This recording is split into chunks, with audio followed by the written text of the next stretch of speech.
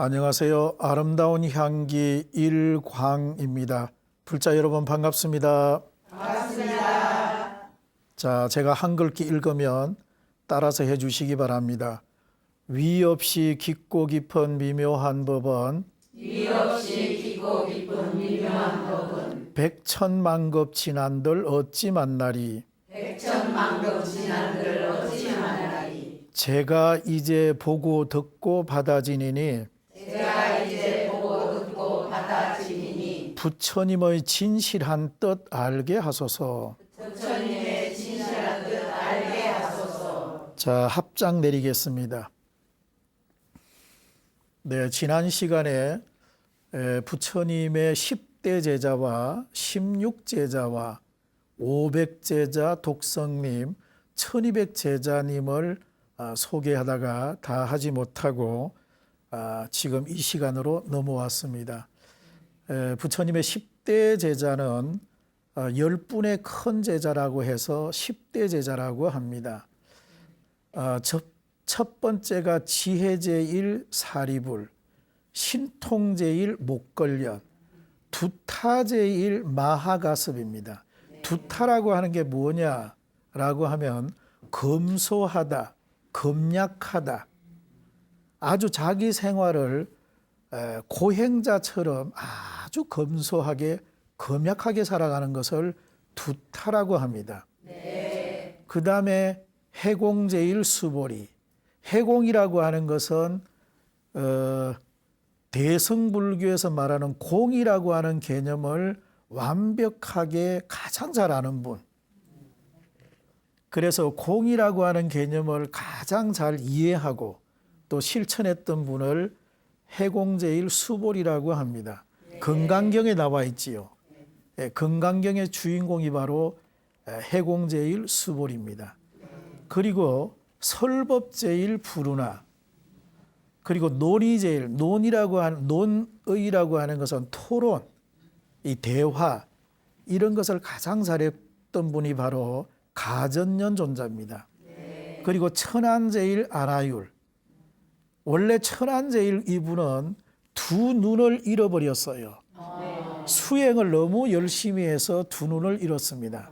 그런데 마음의 심안이 열려가지고 멀리 있는 것을 능히 볼 줄 알았다 해서 천안제일 안아율, 그리고 지계제일 우바리, 지계, 계율을 청정하게 지켰던 분, 그분이 바로 우바리. 그리고 밀행제일 라후라, 밀행이라고 하는 것은 은밀하게 남 모르게, 그리고 지계, 계율을 청정하게 지키고 인욕을 하고, 이래서 이 라후라는 부처님의 아들입니다. 그래서 부처님께서 밀행제일이라고 이렇게 명명을 합니다. 그리고 부처님 옆에서 가장 부처님 법문을 많이 들은 사람, 이분이 바로 다문제일 아난다입니다. 아난다. 자, 이렇게 해서 부처님의 10명의 부처님의 10대 제자, 그리고 이제 16제자와 500제자와 홀로 청정하게 수행하시는 모든 그런 훌륭한 분, 그리고 1200제자, 나머지 16제자, 500제자, 독성님, 1200제자, 이분들을 뭐라고 하느냐 하면 나한이라고 합니다. 나한. 자, 따라 읽어볼까요? 나한. 나한. 나한. 나한. 자, 앞에 또 아자가 들어가면 아라한입니다. 아라한. 자, 이분들을 아라한이라 하기도 하고 나한이라고 하기도 합니다. 16성, 16분의 성자, 500성, 500분의 성자, 또 혼자 청정하게 홀로 수행하시는 모든 성자님, 그리고 1200명의 성자님. 자, 이런 분들이 모두 다 나한이 되기도 하고 아라한이 되기도 합니다. 그래서 우리나라 같은 경우에는 큰 절에 가면 나한전 보셨지요? 나한전. 나한전. 그러면 우리나라는 대개 이 16분의 성자를 모시고 있습니다. 중국 같은 경우에는 대웅보전에 가보면 500나한을 모시고 있어요. 중국은 500나한. 우리나라는 대개 16분의 이렇게 나한님을 모시고 있습니다. 이분들은 능히 공양을 받을 만하다 해가지고 응공이라고 하기도 합니다. 응공. 공양을 받을 만하다. 자, 서가모니 부처님께서 열반에 들 때 16나한을 불러서 부처님 제자를 불러가지고 부처님께서 당부하기를 뭐라고 그러냐면 그대들은 내가 열반에 들고 나면 그대들은 열반에 들지 말고 말세 중생을 위하여 큰 복전이 되고 의지처가 되어라. 자, 이렇게 부처님께서 이렇게 당부의 말씀을 합니다. 내가 열반에 들고 나면 그대들은 열반에 들지 말고 말세 중생을 위해서 큰 복전이 되고 의지처가 되어라. 이렇게 부처님께서 유언을 남깁니다. 그래서 우리는 이분 16분의 나한, 500분의 나한님, 1200분의 이런 나한님, 이런 분들을 우리가 뭐라고 부르느냐 하면은 불입열반이라고 합니다. 불입열반. 불입. 열반은 열반인데 불입열반은 뭐냐 하면 열반에 들지 않았다 그 말입니다. 불입열반. 자, 불입열반. 열반에 들지 않았다. 그리고 대사용합니다.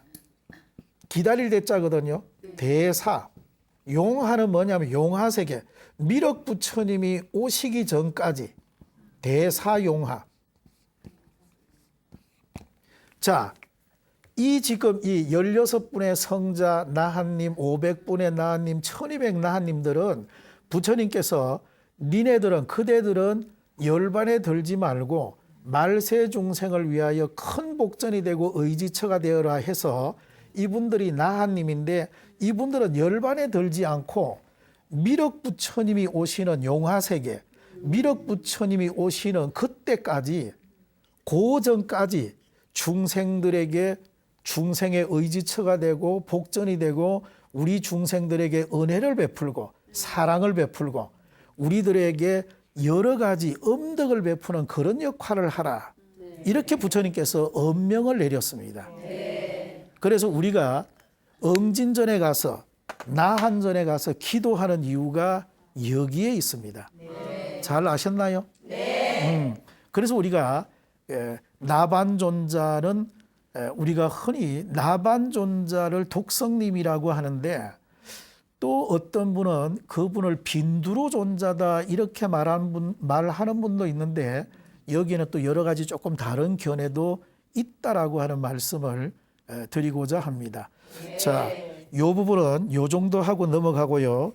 오늘의 원래 언제 본문 주제는 칠정내 애불문 가운데 그 6번째 서근동진을 해보도록 하겠습니다. 자, 모두 합장해 주시기 바랍니다. 지신기명의 서근동진 거바해동 역대전등 제대조사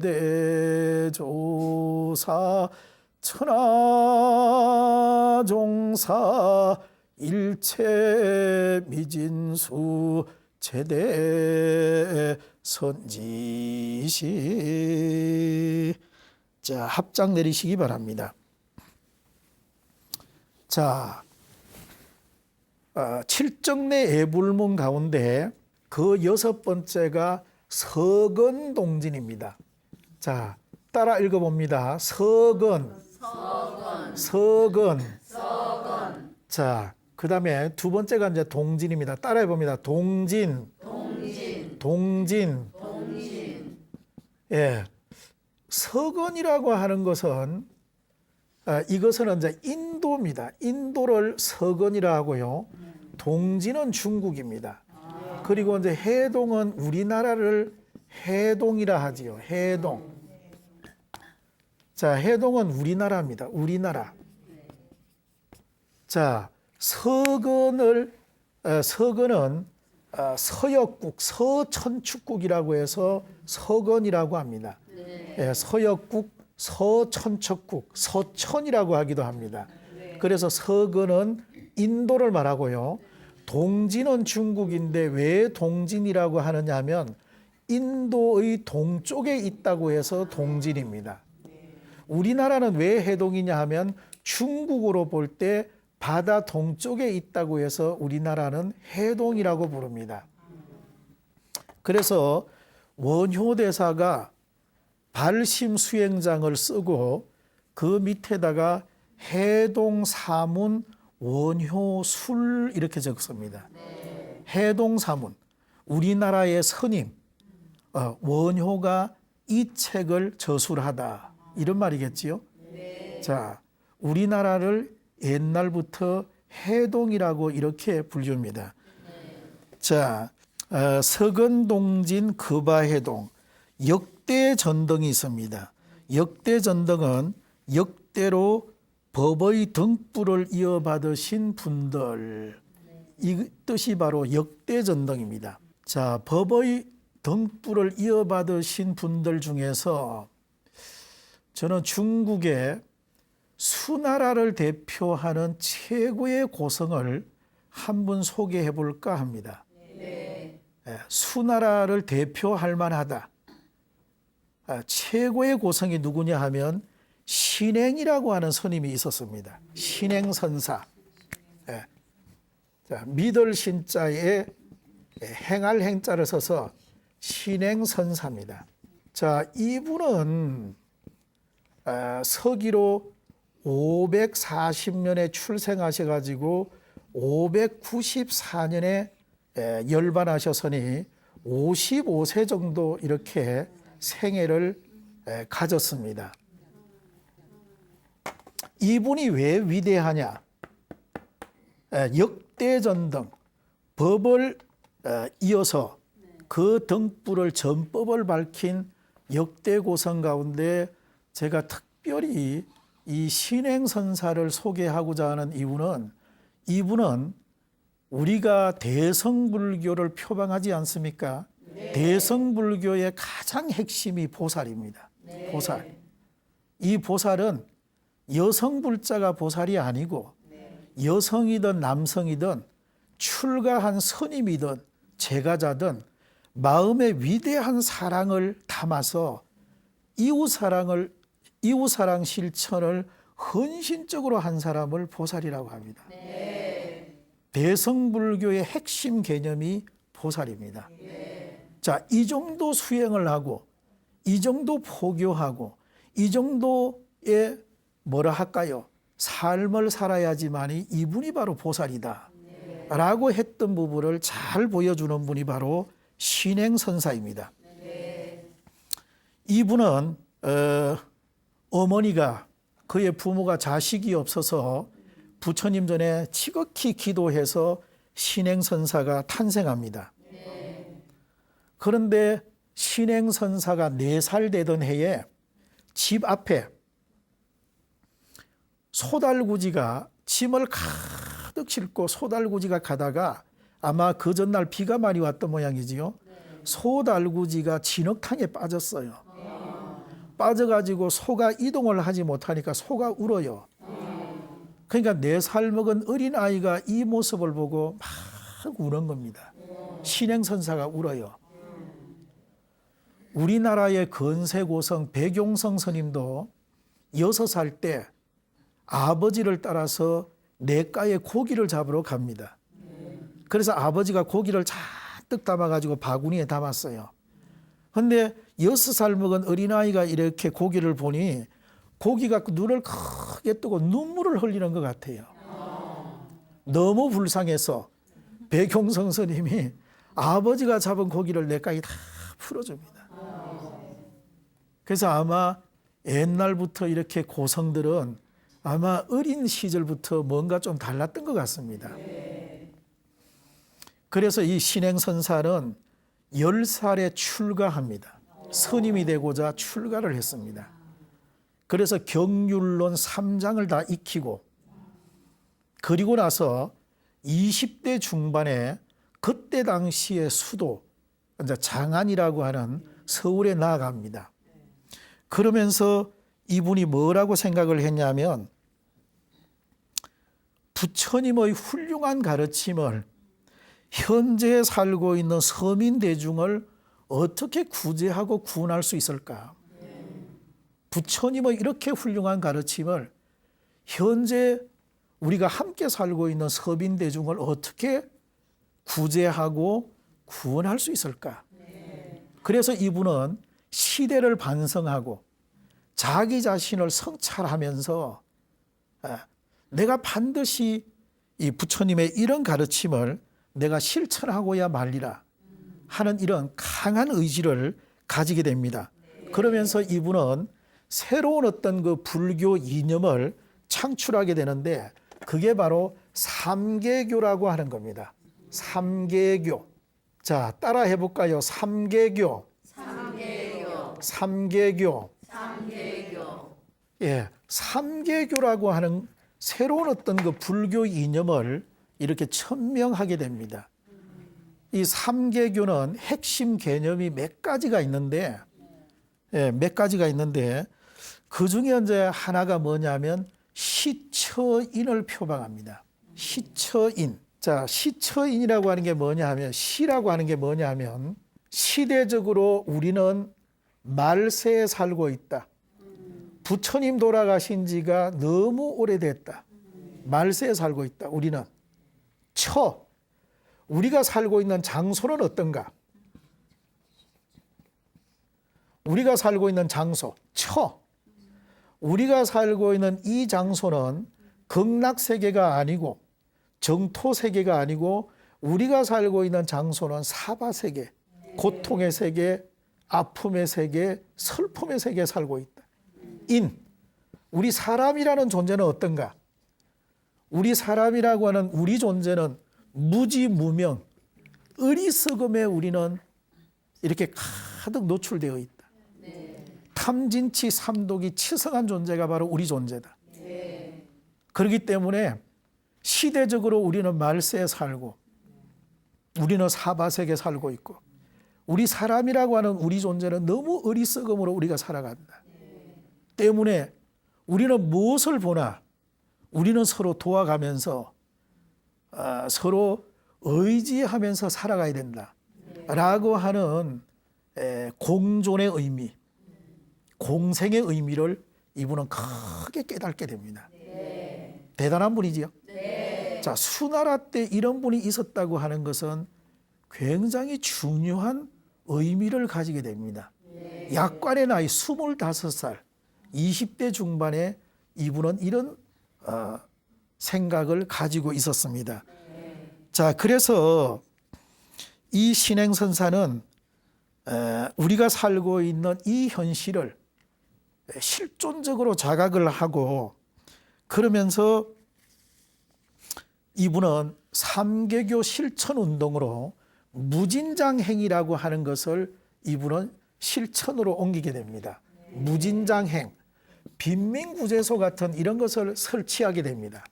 무진장행입니다. 그때 당시의 기록에 뭐라고 되어 있냐 하면은 이렇게 되어 있습니다. 장안에 살고 있던 사람들은 기쁜 마음으로 무진장행, 빈민구제소에 재물을 기증하고 또 민중들은 환희의 눈물을 흘렸다. 이렇게 기록은 전하고 있습니다. 그러니까 이 신행이라고 하는 스님이 좋은 일을 하니까 많은 대중들이 거기에 호응을 했다 그 말이지요. 그래서 이 신행선사의 문집에 보면 이렇게 나와 있습니다. 특히 우리 출가자에게 주는 그 말로서 어떤 말이 있냐 하면은 돈사신명제. 자, 돈사신명제.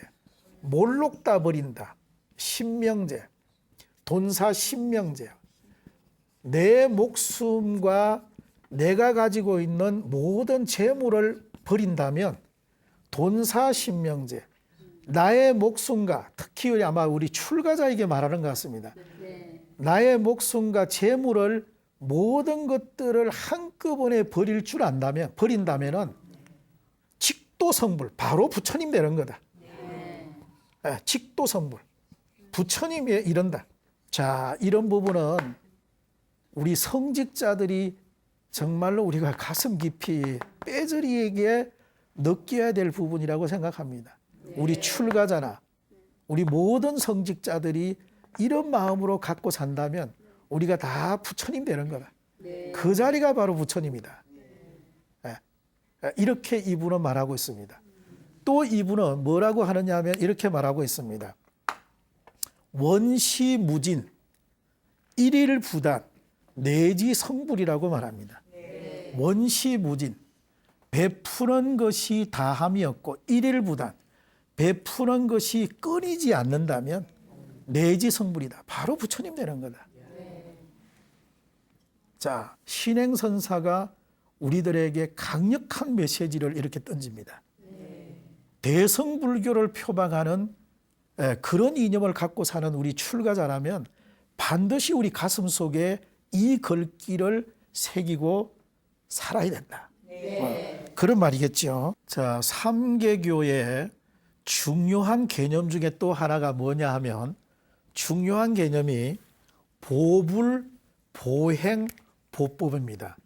자, 보불이라고 하는 게 있어요. 보불, 보불, 보법, 보행입니다. 보불, 보법, 보행입니다. 자, 보불이라고 하는 것은 모든 사람이 다 부처님이다 라고 하는 것을 우리가 인지하는 겁니다. 모든 사람들은 다 부처님이다. 만약에 부처님이 아프다면, 만약에 부처님이 고통받는다면 우리가 가만히 있어야 되겠냐 라고 하는 것이 신행선사의 강력한 메시지입니다. 그리고 보법이라고 하는 게 뭐냐고 그러면 보법은 하나의 어떤 그 종단의 하나의 종파에 애속되지 말고 불교를 전불교적으로 통불교적으로 불교를 봐야 한다. 정말해서 화엄경 하나만 볼 게 아니라 화엄경, 법화경, 건강경, 그리고 참선수행, 지계청정 이런 여러 가지 전체적인 불교를 이해하고 그리고 통불교적으로 우리는 그런 부분을 이론을 습득하고 우리는 배우고 그것을 실천해야 된다. 라고 하는 것이 바로 저것이 바로 보법입니다. 보법. 그래서 보불이라고 하는 것은 한마디로 말해서 모든 사람이 부처님이다. 자, 이렇게 하면 범어사 화엄전에 계시는 무비컨 스님의 인불사상하고 똑같습니다. 사람이 부처님이다. 이거하고 똑같습니다. 사람이 부처님이다. 그래서 보행이라고 하는 것은 사람이 부처님이다라고 하는 이것과 그리고 불교를 전체적으로 이해하는 이것, 이런 것들을 실천하자 하는 것이 바로 보행입니다. 보행. 자, 이것을 하기 위해서, 잘하기 위해서 백록산에 계시는 성옹이라고 하는 큰 스님을 모시고자 합니다. 누가? 신행선사가. 그때 당시에 아마 성옹이라고 하는 큰 스님이 굉장히 아마 존경을 받았던 것 같습니다. 그래서 내가 무진장행, 빈민구제소를 만들어서 좋은 일을 하니 백록산에 계시는 성옹 큰 스님을 모시고 와서 정명법사로 모시고 함께 좋은 일을 하자고 찾아갑니다. 한 번 찾아가고 두 번 찾아가고 세 번을 찾아가요. 스님이 아무 말이 없어서 세 번을 찾아갑니다. 찾아가서 세 번째는 딱 신행선사가 성옹 큰 스님께 딱 한 말씀 합니다. 큰 스님, 깊은 산 중에서 부처님이 되어서 어쩌자는 것입니까? 슬프디 슬픈 민중의 삶은 눈에 보이지 않습니까? 먼저 중생을 구제하고 널리 인간을 이익되게 하는 것, 마땅히 출가자가 해야 할 일 아니겠습니까? 아주 야무지게 한 말씀 합니다. 먼저 중생을 구제하고 널리 인간을 이익되게 하는 것, 마땅히 우리 출가자가 해야 될 일 아니겠습니까? 홍익인간이라는 말이 최초로 한문에 등장하는 게 여기서 나옵니다. 누가? 신행선사가.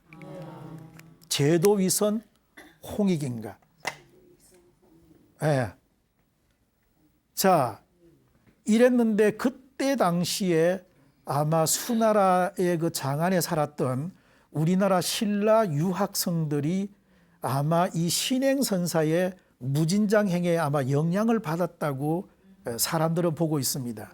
그래서 신라에 돌아와서 점찰보, 동서대비원, 해민국 같은 빈민구제소가 신라에 등장하게 됩니다. 이것은 다 수나라 신행선사의 영향입니다. 자, 이런 일을 하셨던 분이 바로 수나라 신행선사입니다. 자, 그래서 이런 일을 하시는데 20년 정도 하시고 신행선사 나이 55세에 드디어 신행선사가 열반을 하게 됩니다. 그래서 열반을 하게 되는데 장안이라고 하는 서울에서 종남산까지가 60리 정도 되는데 60리 정도 되는 길에 많은 사람이 나와서 큰 스님의 열반을 굉장히 슬프게 애도합니다. 장안에 울음바다가 아주 가득했다고 그래요. 통곡 소리가 진동을 했다 합니다. 이 분의 삶이 너무 위대해서 이분을 전문으로 연구한 서여 민영규 선생은 신행선사를 일컬어서 뭐라고 하느냐 하면 중국에 불교가 들어온 이래로 최고의 자각이자 양심의 부르짖음이다. 대단한 찬사죠. 중국에 불교가 들어온 이래로 최고의 자각이자 양심의 부르짖음이다. 이렇게 표현했어요. 또 그분의 제자 조흥윤이라고 하는 이분 교수는 중국 불교 역사상 최초의 종교 운동이었다. 이렇게 표현하고 있습니다. 이분의 삶이 얼마나 위대하면 이렇게 표현을 하냐 이 말이에요. 그래서 제가 볼 때는 이분은 신행선사는 대성불교가 보살이라고 하는 걸 표방하는데 보살은 어떻게 살아야 보살이다? 이렇게 살아야 보살이다. 이렇게 살아야 보살이다. 라고 하는 것을 우리들에게 극명하게 보여줬다. 중생은 아픔과 고통이고 보살은 사랑이잖아. 스님들이 수행을 많이 해가지고 이 속에 사랑을 가득 담아서 중생들의 그 고통을 해결해 주고자 하는 사람이 그 사람이 바로 보살이에요. 보살입니다. 자, 그래서 수나라 신행이라고 하는 이 위대한 스님은 우리들에게 보살은 어떻게 해야 된다. 스님으로 살기보다 우리는 보살로 살아야 된다. 라고 하는 것을 잘 보여준 분이 바로 위대한 수나라의 고성 신행선사다. 이렇게 말씀을 드릴 수가 있습니다. 이분은 돌아가시고 나서 임장법을 하게 됩니다. 임장법. 임장이라고 하는 것이 뭐냐 하면 티베트로 말하면 조장입니다. 사람이 죽으면 사람의 육신을 새나 짐승이 먹으라고 이렇게 내버려 두는 것을 임장법이라고 합니다. 임장법. 그래서 임장법을 해가지고 저분의 육신을 그냥 새나 짐승에게 공양을 올린 것입니다. 그리고 이분이 언제 다비를 한 곳이 어디냐 하면 의상대사가 공부했다고 하는 종남산 지상사 그 올라가는 길목의 왼쪽에 있어요. 제가 가봤는데 가보니까 절이 아주 초라합니다. 백탑사라고 하는 절이에요. 백탑사. 백탑사라고 하는 절에 그때 당시는 언제 뭡니까? 절이 아니고 언제 다비를 한 곳이지요. 나중에 이제 백탑사라고 하는 절을 이제 거기다가 창건을 했겠지요. 그래서 이 백탑사 이 자리에다가 큰 스님을 다비를 하고, 그리고 나서 이제 나중에 후에 이제 백탑사라고 하는 절이 창건이 됐는데, 지금 그 이 백탑사 절에 가보면 절은 조그만하고 초라한데 법당 뒤에 돌아가면은 큰 은행나무가 있어요. 은행나무가 막 수천 년이 된 듯한 그 은행나무가 옛날에 아마 신행선사의 위대한 모습을, 위용을 보여주고 있는 것 같다. 그래서 서여 민영규 선생은 거기 가서 뒷집을 지고 이렇게 은행나무를 보고 하늘을 보면서 왜 이렇게 위대한 고성의 삶이 역대전등하듯이 이 전법을 통해서 이렇게 내려와야 되는데 왜 중간에 단절이 됐는지 너무 안타깝다고 하는 그런 그 말씀해 놓은 것이 기록에 전해지고 있습니다. 자, 아무튼 나중에 신행선사 돌아가시고 이분을 기리는 그런 많은 출가자와 제가자들이 모여가지고 아마 탑이 100개 있는 절, 그런 뜻인데 아마 모든 사람들의 정성이 모여서 절이 만들어졌다. 이런 의미로 제가 볼 때 해석이 됩니다. 자, 그래서 이 백탑사에 모여가지고 오랫동안 신행선사에 대해서 위대성을 찬양하고 그분을 찬미했던 그런 절이 바로 백탑사입니다. 자, 제도 위선 홍익인간, 먼저 중생을 구제하고 널리 인간을 이롭게 하는 것, 마땅히 출가자가 해야 될 일이다 라고 하는 위대한 말씀을 남긴 분이 바로 신행선사입니다.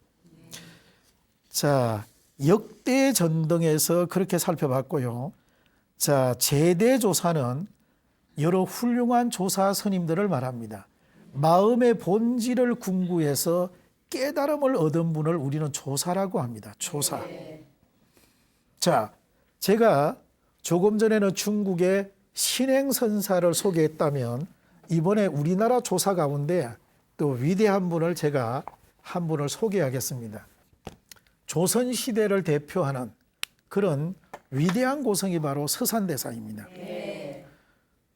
이분은 일찍이 부모가 돌아가셨어요. 자, 이분은 일찍이 부모님이 돌아가시고 안주 목사 이사정이라고 하는 분의 양자로 들어가서 이분이 성장하게 됩니다. 자, 그러다가 12살 때 성균관에 들어가서 공부를 하고 15살에 서산대사가 과거 시험을 봤지만은 낙방을 합니다. 떨어지고 말았지요.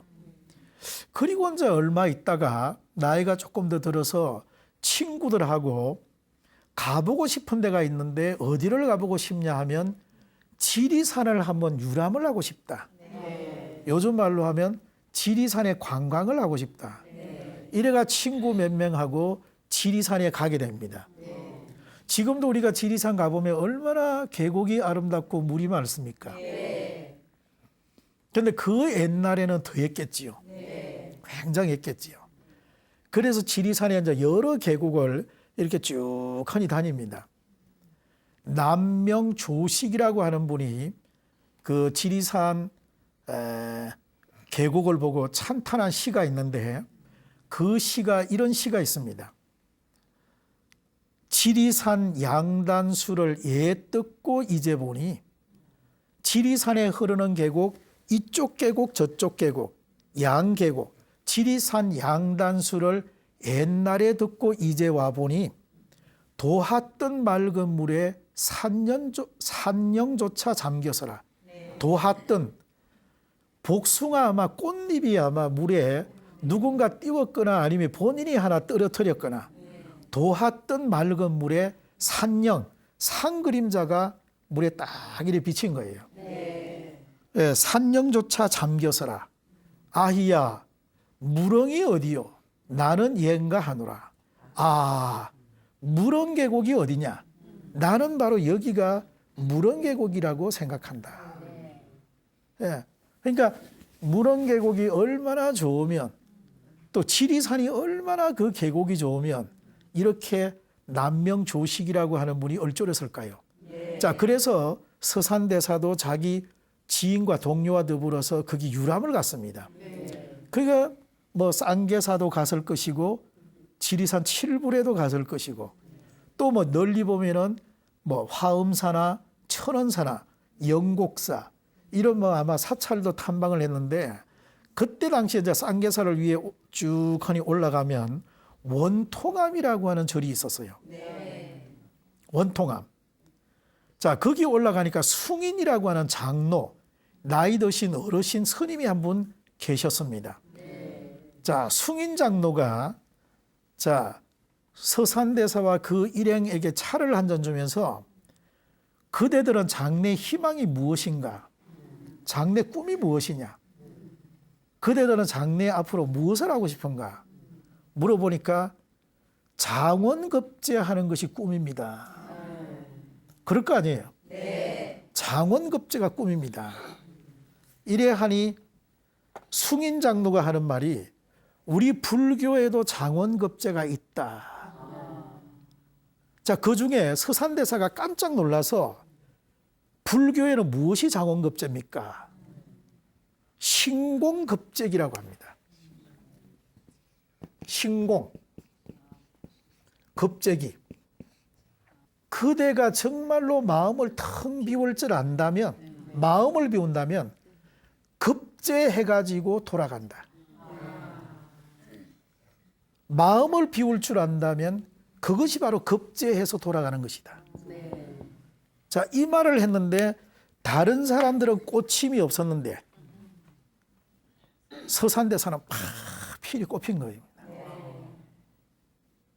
딱 이분이 느끼기에 나는 마음을 비울 수 있어. 나는 이 마음 하나 비울 줄 안다. 마음만 비운다면 급제한다니 나는 마음을 비우겠다. 그래가지고 이분이 스님이 된 거예요. 불교 공부는 내가 해보니까 두 가지예요. 마음을 비우는 것이 심공, 내 몸을 바치는 것이 사신입니다. 사신. 그러니까 불교 공부는 사신. 자, 불교 공부는 두 가지예요. 마음을 비우거나 부처님 전에 이거 몸을 원래 버리는 겁니다.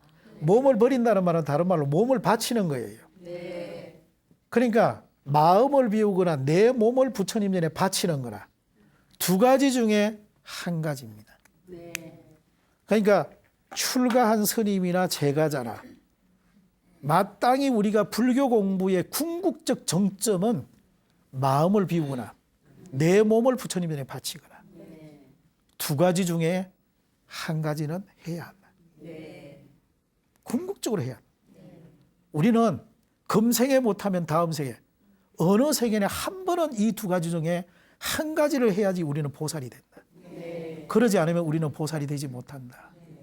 자, 오늘 여기까지 공부하겠습니다. 저희 강의 들어주셔서 대단히 고맙습니다. 감사합니다. 성불하십시오.